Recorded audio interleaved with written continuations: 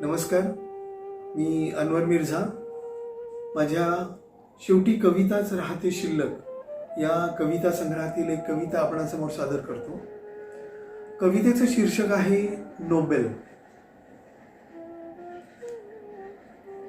अंधार गडद होत जाताना आकाशाचा फळा चमचम चांदण्यांनी जावा भरत, तसे शिक्षकाच्या खात्यात जमा होत जातात विद्यार्थी.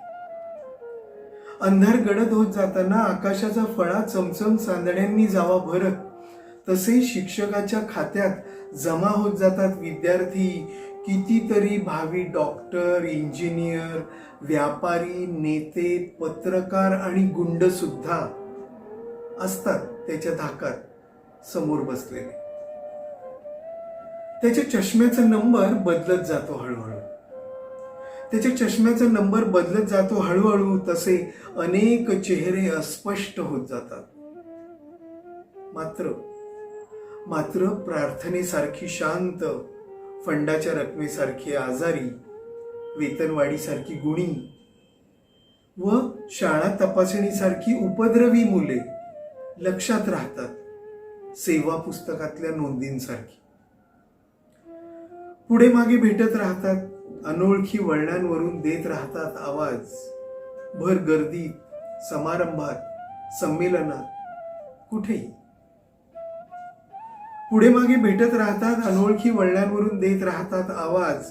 भर गर्दीत, समारंभात, संमेलनात, कुठेही. हे माझे सर बरं का, आपुलकीनं सांगतात लेकीला. हे माझे सर बरं का, आपुलकीनं सांगतात लेकीला. गच्च भरलेल्या बसमध्ये हात धरून करतात आग्रह खिडकीपाशी बसण्याचं. नमस्कार करते हा म्हणत नवऱ्यालाही लावतात वाकायला. तेव्हा अधोरेखित होतो त्याचा पेशा. असं कसलं गारुड करतो तो पोरासोरांवर, आणि स्वीकारत राहतो आयुष्यभर.